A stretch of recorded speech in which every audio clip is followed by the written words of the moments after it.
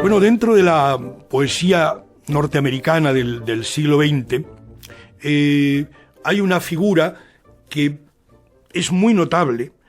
De hecho, su primer libro es todavía del siglo XIX, porque su primer libro, titulado A Book of Verses, un libro de versos, es de 1898.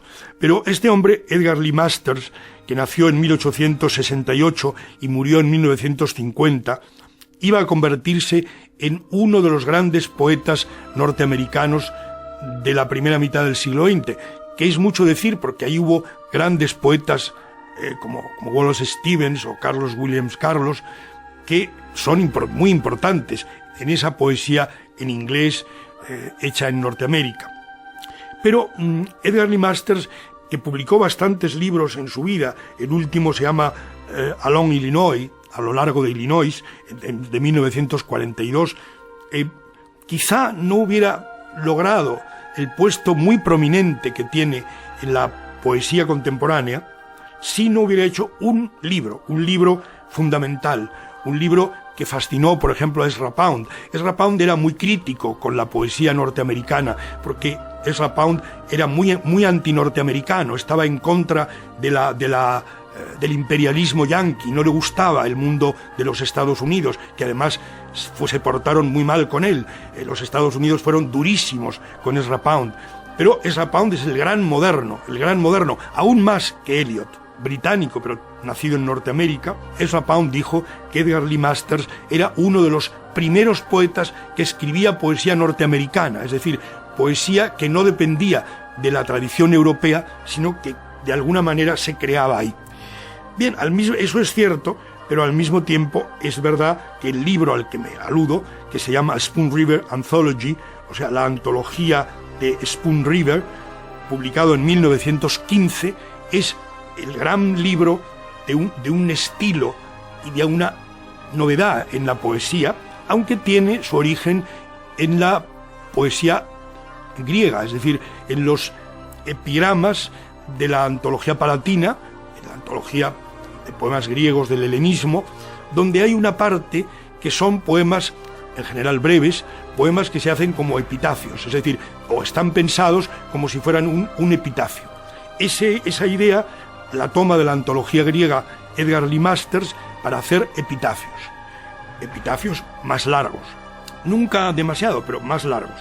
Entonces, esos epitafios se supone que están en el cementerio de un pueblo que él inventa llamado Spoon River. La antología de Spoon River es la antología, por la antología palatina, de los epitafios que se encuentran en el cementerio de ese pueblo Spoon River. La novedad aquí, que es muy grande, es que nos encontramos poemas independientes, muchos de ellos muy notables, pero que ganan mucho cuerpo, mucha entidad, cuando sabemos que en realidad unos se conectan con otros. Es decir, puede aparecer el epitafio de una mujer que habla de las infidelidades de su marido o que ella fue infiel a su marido, y luego vemos el epitafio del marido donde cree que su mujer ha sido siempre maravillosa y buena, o el de un señor que asesinó a su esposa o una esposa que asesinó a un hijo. Todo compone un entramado realmente espléndido, porque va surgiendo de una manera muy natural, y ahí es el caso de una de las grandes novedades de Edgar Lee Masters, que es la idea de componer una especie de novela.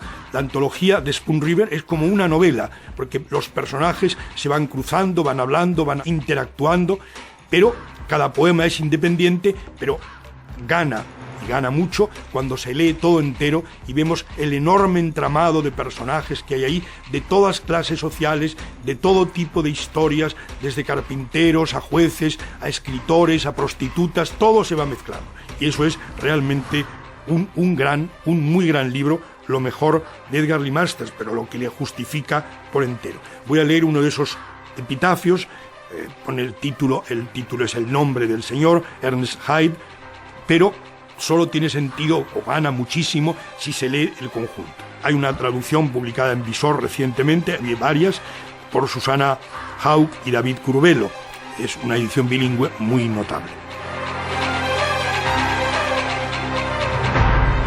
Mi mente era un espejo, veía lo que veía, sabía lo que sabía. De joven mi mente era justo un espejo en un auto a toda carrera que atrapa y pierde trozos del paisaje. Luego, con el tiempo, grandes rasguños se hicieron en el espejo, que dieron entrada al mundo exterior y dejaron mi intimidad al descubierto. He aquí el nacimiento del alma en pena, un nacimiento con ganancias y pérdidas. La mente ve el mundo como una cosa aparte, y el alma acopla al mundo con su ser. Un espejo arañado no refleja ninguna imagen, y este es el silencio de la sabiduría.